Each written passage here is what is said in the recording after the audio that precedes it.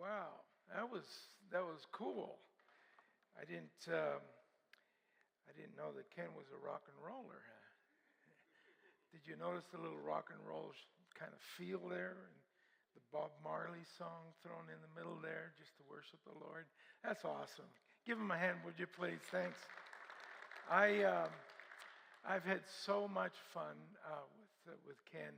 Every time he calls me on the phone, I end up laughing my head off, and he has he's such a great sense of humor, such an experience too in ministry, just tremendous. The stuff that he has seen and done, and also if you're really nice to him, you might get a steak or moose steak or something like that out of him. But yeah, I just had bison. He was out in Saskatchewan and shot a bison. And froze it all and drove it all the way back to New Brunswick. Great big monstrous thing. I should have put a picture up so I could see how big that thing was.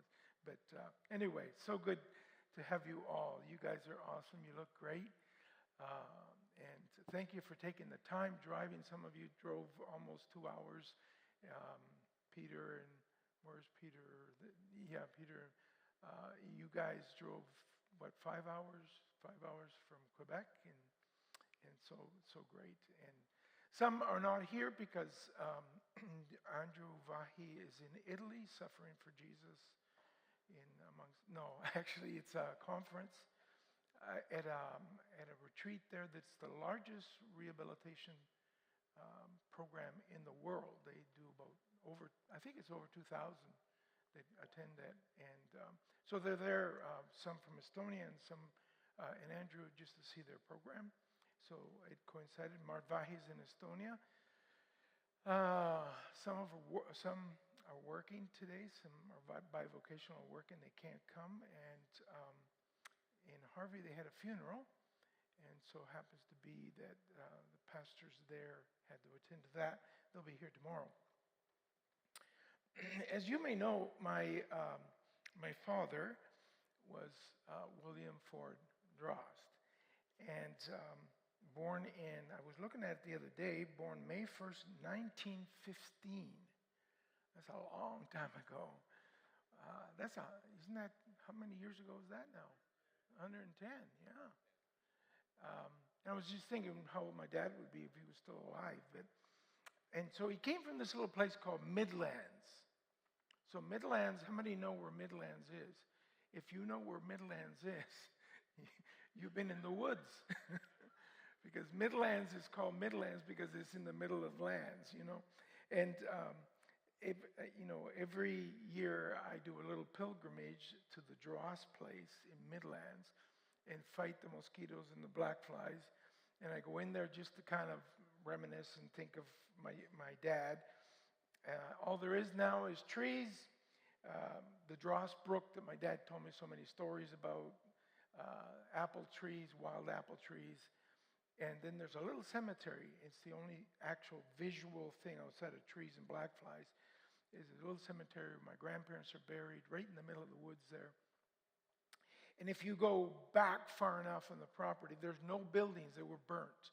The farm, the barn, the house, there's nothing there. I mean, if you look, you might find a little residue of foundation. But if you go far enough, there's a train track that my dad used to hobo on. He'd jump on because it was the turn, and the train would slow down a bit. My dad would jump on that and go to Newcastle Bridge. And in Newcastle Bridge, Sammy Steves. How many know who Sammy Steves was? And Sammy Steves was pastoring there, and there was a revival there. There were people came from New England states all the way down through the states. They came from all the way to Ontario, Nova Scotia, PEI.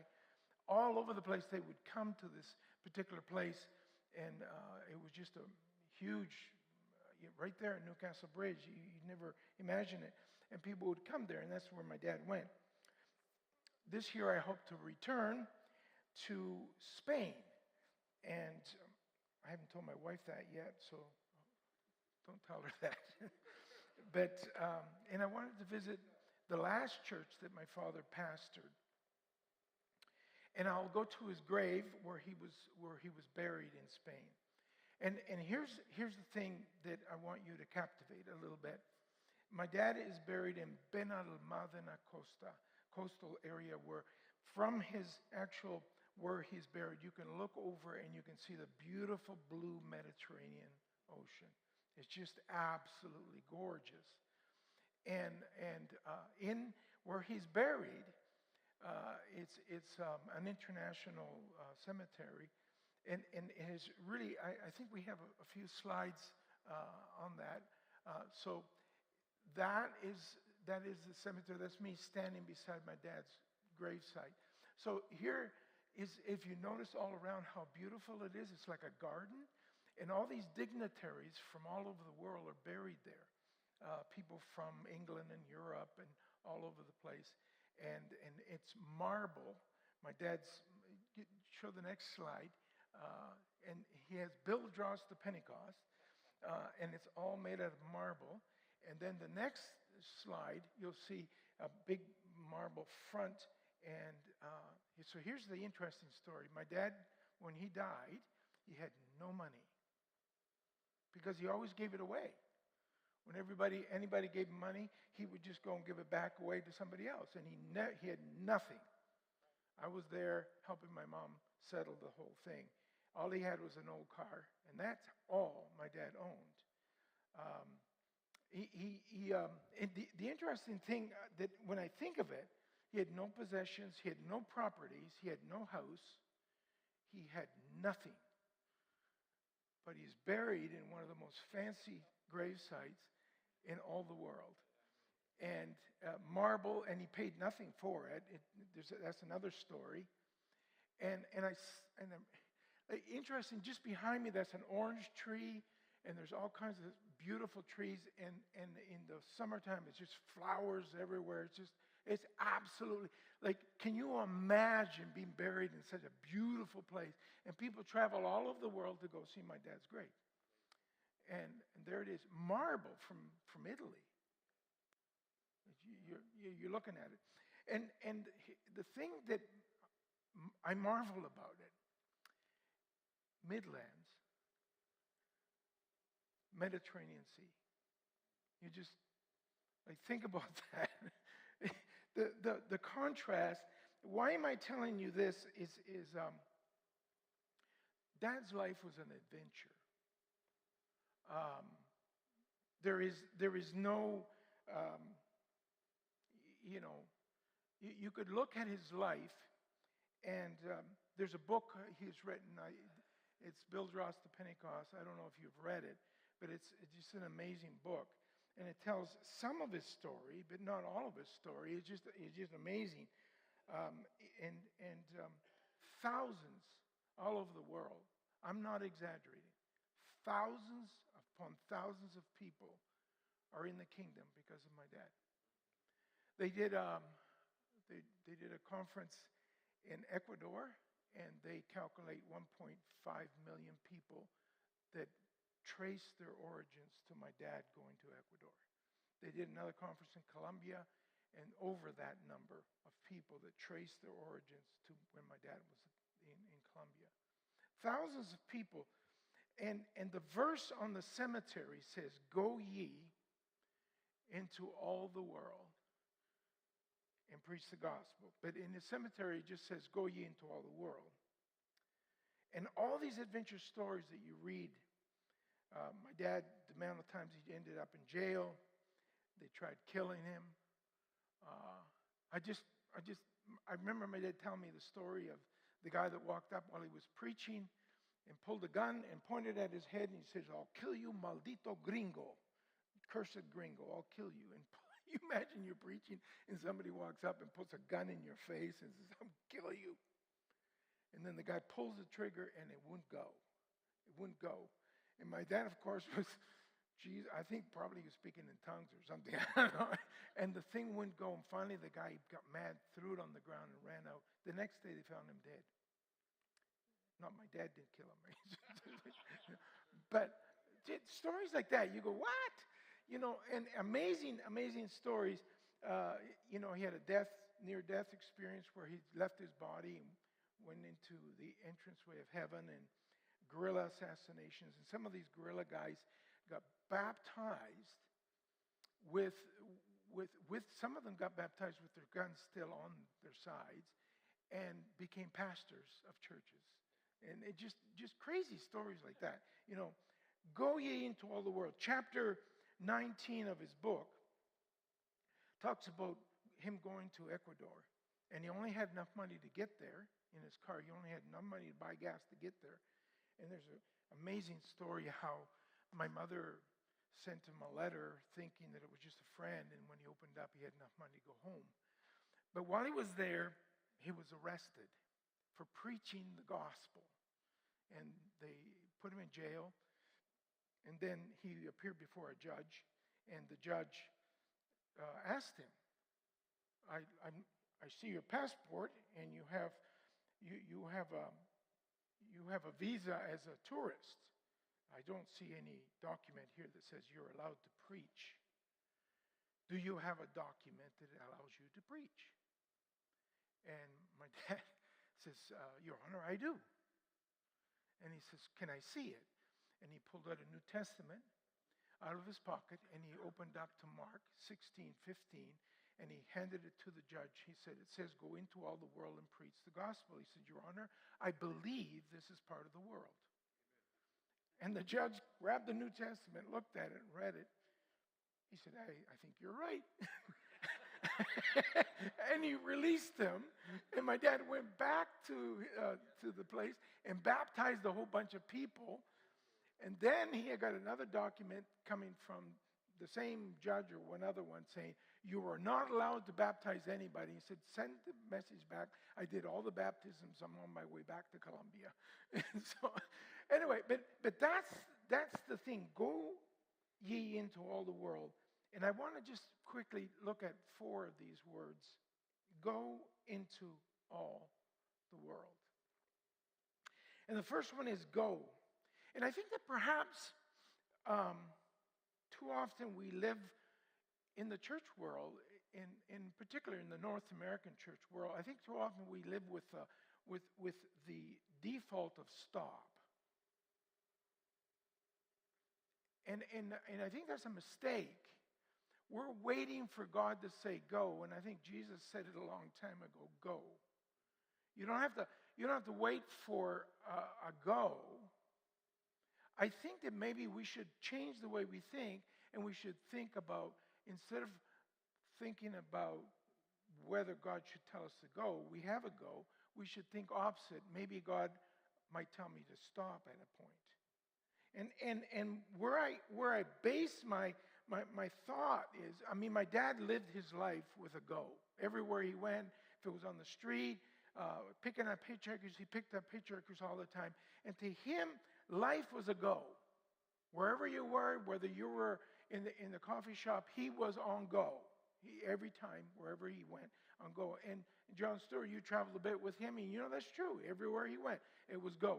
It was go. When he was in the war and he was in Europe in the war, it was always go, go, go. And he was on mission. And my dad always said to me, he always said, it is easier to steer a car if it's moving than if it's stopped. Of course, those are the days you didn't have power steering. But you remember the days of no power steering? If the car wasn't moving, it was really hard to move it. And he always said, you just go, and then God will readjust you or redirect you. And so that's how he lived. He believed that go was the default. And sometimes God will redirect you. The Apostle Paul, if you read the book of Acts, he lived with a go. And I love the story in Acts 16 where Paul and Silas head up to Asia. It doesn't say that God told him to go there. He just assumed that he could go. And as he's going up to Asia, it says that the Spirit said, don't. And so then he turned down to Bithynia. It was Paul, Silas, Timothy was with him. It appears that Luke was with him too because he said we. And when they went to try to go up that way, the Spirit of Jesus said, don't. And so he moved down Like, do you see this? Like, I can imagine Timothy saying, where are we going next? What? He's just, I don't know, we'll just keep going here. And then he goes to Troas. And in Troas, that night he had a vision in the night with this man from Macedonia, said, come and help us. And so it says in the morning they assumed that God had sent them to Macedonia. They assumed that. And they headed to Macedonia. It said concluding that God, the word concluding means they thought it over and concluded. And so they head off into a boat and cross into Macedonia. And they get there, and Paul goes and says, well, where do we go now? Usually Paul would go to the synagogue, but there was no synagogue there. So they went down by the river, and they just thought, well, maybe people will go down there and pray. Do you see how he's doing this? He's just going. And then he meets this woman. She was open to the gospel, and she accepts Jesus. She gets baptized. And the church of Philippi, we write the book, the church of Philippi started there. And I often ask myself, where was the Macedonian guy? Because you never hear of that guy. But they assumed, and they kept going until they struck oil, until a door was open. And my dad not only always went, but he inspired a lot of people to go. Mart Vahi is in Estonia now, 77 years old. 77 years old. You know what he's doing these days? He's building new ministries. He's going. He keep going. And he wrote a book. I don't know if you've ever read his book, called Sent. Just really interesting. And on chapter 4, he says, he calls it Marching Orders. Like, has the same idea. And in his main verses, Jesus said to them, as the Father has sent me, I also send you. So we have this go that we need to be always aware of. I want to jump to the fourth word, is the word world. The Greek word Jesus used here is the word cosmos. And we often think of cosmos or world, we think of the globe or the inhabited world, and we think, Jesus was telling the church in general, go to the world. But the interesting thing is this word, it has that meaning as well, but there is this bigger context of this word. It means a system with its own distinct structure and identity. And this is really what I want us to captivate, what this word means when Jesus chooses this word. The Roman Empire was a cosmos. They had their own culture, they had their own dress, they had their own language, their own belief system, their own religion. Paul entered the Roman and Greek cosmos. He went to the Greeks and he preached to them as the Greeks.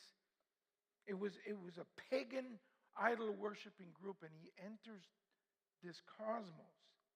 When Dad went to Colombia, to the mountains of Colombia, how many know that was a different cosmos than Midlands? Really different than Midlands. That's a different cosmos. That's a different place. That's a different... I am the chaplain of the Fredericton Police Department. It doesn't take a rocket scientist to know that when I go into the police as a chaplain, that is a different cosmos. It took me about a year to even connect with them because they are different and they have their own language.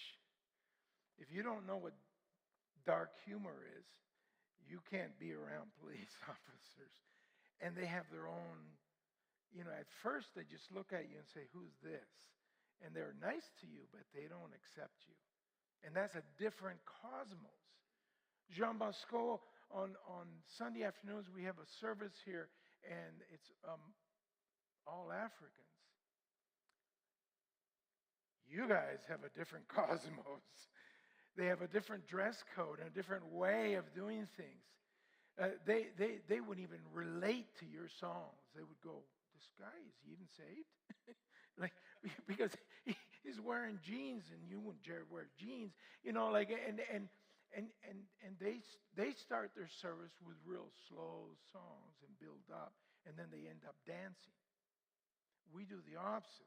We come in and try to rally the troops, and then we work it down, and we end up real soft. You know, why? So that's a different cosmos. That's a different style. There's a different way of thinking, and it's fantastic. It's amazing. I know a church, ACOP church, that's dedicated to bikers. It's the Rising Sun Church in Winnipeg. Wayne is a pastor there, and the pulpit is a motorcycle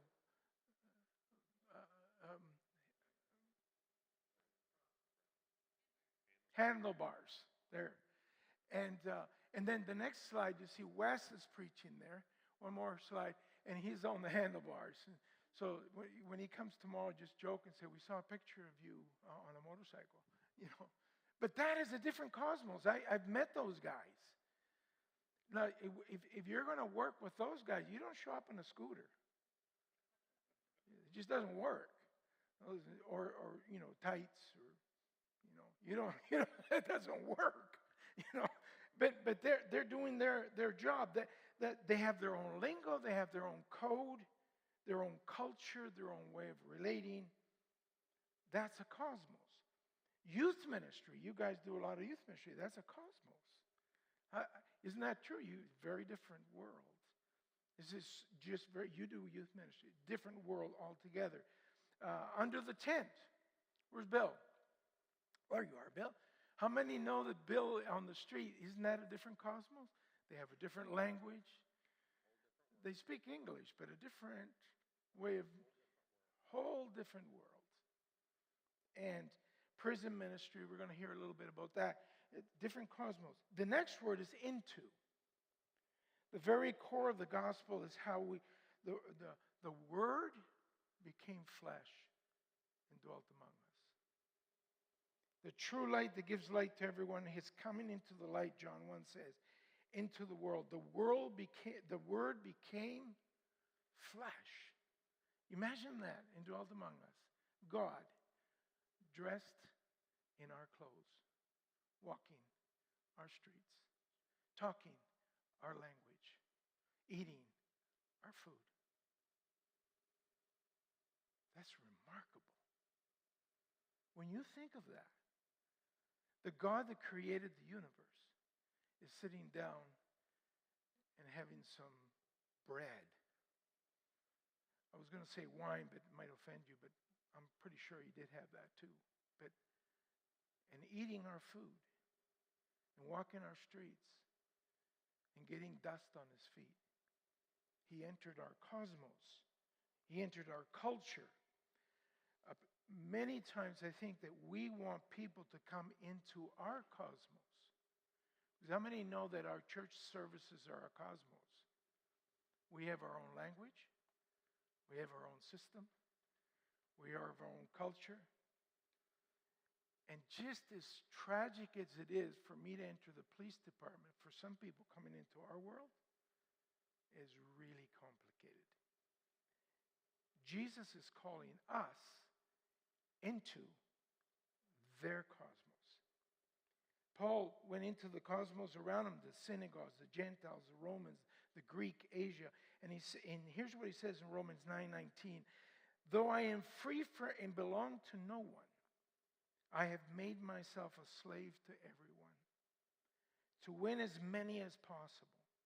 To the Jews, I became like a Jew to win the Jews. To those under the law, I became like one under the law to win those under the law. You can apply this to your world. To those who not having the law, I became like one not having the law to win those not having the law. To the weak, I became weak to win the weak. I have become all things to all people, so that by all possible means, can you say those three words with me? All possible means I may save some. I'd love it. When I was last in Boys Town, and I went to the Boys Town Church, and it was just so beautiful to see them doing a drama. They had about, 250 people show up Easter weekend, and the church participated and made a drama. And they touched the community because they were willing to do a possible means. And I sat in the service and I saw some young people there playing the guitar, and they looked like a bunch of rock and rollers. And I thought, boy, they must have some cool stories. And one of those rock and rollers was Jesus in the play. And you know, I love that. I love when I hear the stuff that happens under the tent. Just going somewheres. This started with a coffee. Just started with coffee. I love those stories. You're going to be hearing a little bit from the Cricks later, and how at Easter, what you gave Easter eggs. And the first time I heard that, it bugged me, because I am one of these people that just Easter eggs. Easter's not about eggs. And then I thought, cool for them. Because how many know that most of the kids in the community won't come out and listen to me, but they might come out and grab an Easter egg, you know? And I love that. I just love hearing the stories. I was up at John Stewart's place, and how he has the radio station and goes all over. He uses a radio to go in there and touch the world. Jesus is calling us into the systems, into the cultures, into the cosmos. Dennis, I got to read it. Provincial Manager of Chaplain Services and Community Relationship. Right? Did I get it right? Come here, Dennis. Come here. Where's the mic here? Where'd it go? Oh, there it is. Dennis was telling me a story. We were chatting the other day, and Dennis works in the prison system. Even this morning, you came in and you said you had a few potential fights, and you're in a Kosmos. Yep, certainly am. How different is it? Very different than the natural world, for those of you who work in that system as well. But it's very militaristic in structure and order. Very similar to the policing agency, but dark humor. And for probably 6 to 8 months, they just stared, meaning the staff stared and sized me up. Who's this guy? We're still staring at you. No, they do. But now I can. We're staring at you. As far as we say, inmates or clients, very receptive, but at the same time, very skeptical. So a cool story. I get started in... You told me a story, and I want you to tell. I don't know which one you're going to tell, but you told me a story where there was a guy in the prison cell that was freaking out. I'm going to use the word freaking out. And tell that story. Oh, sure. So this was very early on in my years as a chaplain on the front lines, as they say.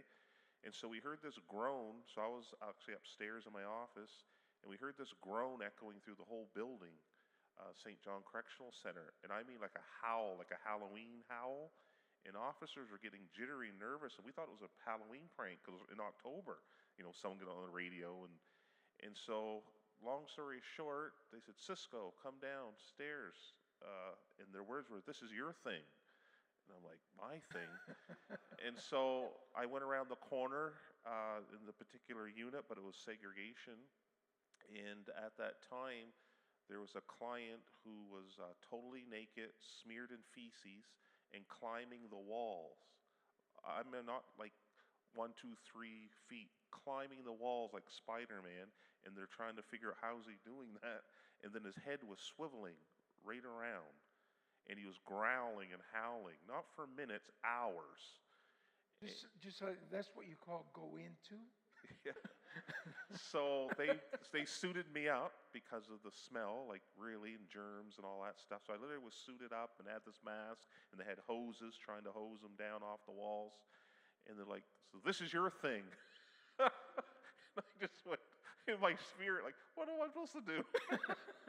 So me being naive, I started marching in. Okay, they want me to do my thing. And then the deputy at that time, you can't go in there.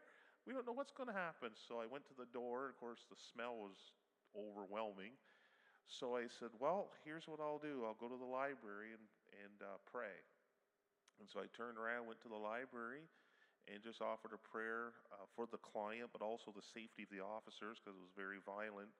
And in a matter of minutes, I remember being called upstairs. I'm thinking, oh boy, like, what a test, God. Like, really? Of all the things that could happen? But God in His grace, they said, do you notice a difference? And I actually didn't because I was so scared in the library, like, man, being called out. But He had, stopped the howling, came off, the walls, allowed himself to be hosed off, to see medical services. And the staff said, we don't understand what went on, but this isn't a normal health thing. But we're grateful that you were here to pray and, that God thing and what you do. And so that was my first few weeks. You were telling me how many got baptized in the prison system, just so you just know a little bit of what. How many got baptized? Sure. So this is just like March of this year. We baptized 32, month of March. Isn't that awesome? 32 people. 25 in the male. 25 females, 5 males, and then 2 in another facility. So 7 all together. Yes, 32. Yeah. Yeah. So that's Kosmos. Yeah. Isn't that Kosmos? Yeah. Thank you. I'll just put that right down here. So what I'm saying, all these different sections or worlds that we enter in. The fourth word is all. Go ye into all the world. And this is the adventure that God calls us in. The adventure of these undiscovered worlds. Those systems around us with their own structure, identity, culture, filled with people that need the gospel. And what are some of the cosmos? I want you to think about what are some of the worlds that live around us? Think about that for a minute. What are all these worlds? I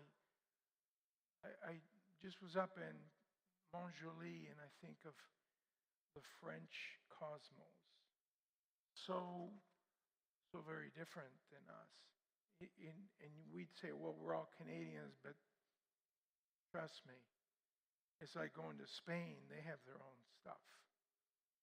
Different cultures, different structures, different identities, different languages, different interests, different priorities, different ways of dressing.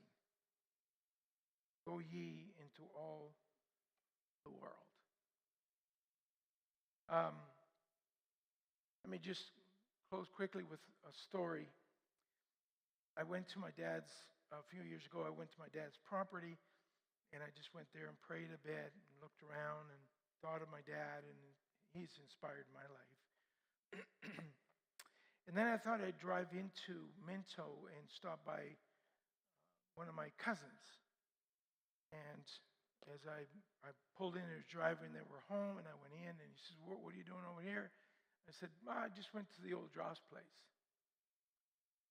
And he became very angry. And I thought, what did I say? What did I do? And he said, your dad sold the farm. I said, I didn't know he owned it. Yes. Grandpa, my great-grandfather, my grandfather, he died quite young, and my grandmother had the farm. And before she died, she left it for my dad. And I said, oh, I didn't know that. Yes, he said. You know what he did with the farm? I said, no. He sold the farm to get money to go to Colombia. I thought, wow. That's why the property's not on our names. That some other dude owns it. And I drove away and I thought of the verse that Jesus said to his disciples, if you sell houses or lose homes. Or for me, you will have much more in this life and in the life to come. And I thought of all the places I have lived. I have lived in some of the most amazing places in my life. I have swam in the best beaches of the world.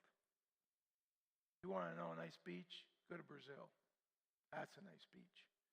I've swam in the Pacific. I've swam in the Atlantic. My first fish was caught in the Pacific Ocean. Is this cutting out a little bit? No? And then there's the Mediterranean. Oh, the fish in the Mediterranean. Cowboy is marvelous. They're fresh. It's just nothing like it.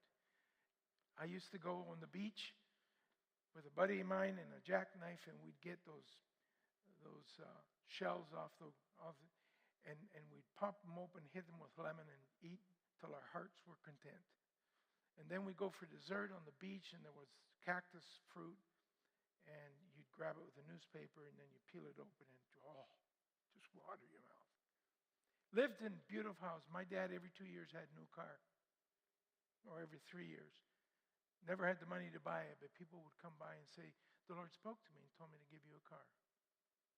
I've driven Peugeots, I've driven Citroens, I've driven Fiats and Seats, and I've driven all kinds of cars. And my dad never owned much, but we lived in some of the most beautiful places in the world. And I thought, my life has been really cool because Dad sold the farm. Now, at this point, usually you get the guitar player to go over and play a little tune on the guitar, and you sing Just As I Am, and you tell people, and you ask the question, what are you going to give up for the kingdom? And everybody feels really guilty because you have a house. Most of you probably has a house or a property or a car. And then you put on the real heavy, you're really heavy, think about that, and then you all feel like crap.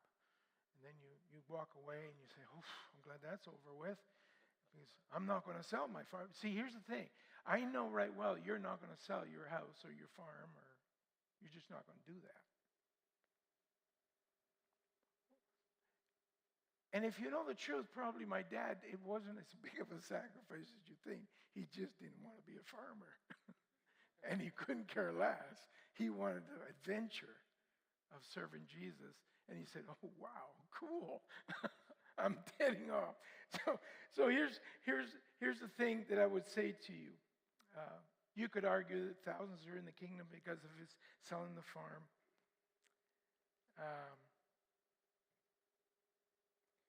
You could say no sacrifice is too great for the kingdom. You ever hear the phrase, go big or go home? The problem with go big or go home, and most people just don't do it. It's just too big. Some athlete comes along and says, you know what, you guys need to get in shape.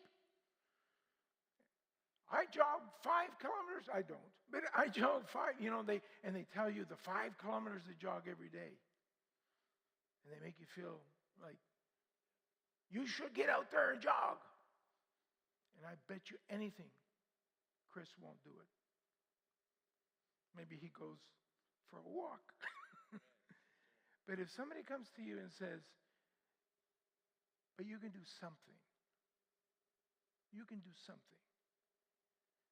And they inspire you to maybe walk for 10 minutes or maybe 20 minutes. And here's what I want us to think about today. You're going to hear different stories today. Different cosmos. And I want you to walk away with something that you will do different. Not crazy. And I was thinking about, we hear these stories, but in the New Testament, most of the stories are quite simple. A Samaritan woman staying at a well. Jesus goes and talks to her.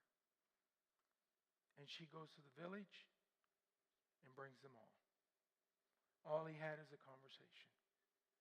Maybe for you it's just maybe cross the street and talk to a neighbor. Or maybe it's to go somewheres. For me, God called me to be a chaplain in the police system, and I love it. I'll be honest with you, I'd rather be there now than here. It's a lot more fun. I mean, do you know what it is to go in a cop car going 80 down through town? That's just really fun. And then you have an opportunity to say, you know, if you had an accident, and then the guy says, oh, Jesus Christ. And you go, yeah, I know him. I can talk to you about him. You know, it's great opportunities. Or it's, you know, I think about having a conversation with a tax collector that was in a tree. You talk about a Kosmos. That guy lived in a different world. Or maybe, you know, maybe it's a religious leader at night. But I hope you leave today with one thing out of all this presented, or maybe 4 or 5 simple things that Bill can tell us that you can do. Simple things. Because most of us are not going to go downtown with Bill and spend every Friday night like Hollis does. But we can do something. And that's my point. Maybe it's like Philip walking beside the Ethiopian and saying, do you know what you're reading? That is a guy that came from a different cosmos. He was a foreigner. You notice the stories in the Bible. A lost sheep, a lost coin, a lost son. And I hope that today, I pray that the Holy Spirit will guide you. Maybe it's that woman by the river that you just go and talk to. But whatever's presented today, that you would be inspired to say, you know what? There is something I can do that could shift my ministry into a different cosmos. Let's pray. I'm asking God to give us one small step, one simple change, something that could revive and thrive our ministry in the next year. Just one step.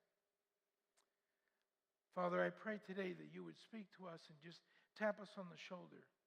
You're not asking us to sell the farm. You're not asking us to sell our car. Maybe you will, I don't know. And I doubt very much if I would expect us to walk away with some big, well, you know what, I'm going to just close the church and go to minister somewhere in the Congo or whatever. But I'm asking you to speak to us today through every person, conversations around the table, that we'd be inspired to say, you know what, I can do that. And it would inspire change in our ministries. I pray this in Jesus' name. Amen. Amen. Can I hear from you a little bit? Name me a few cosmos.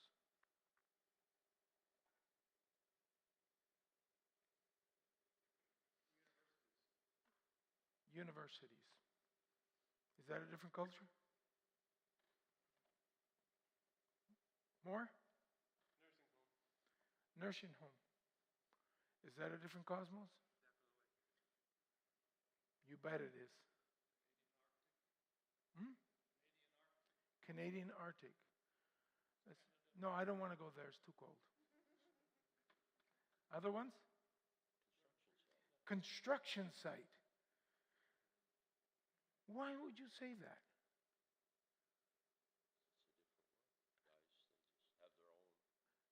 Have you done that?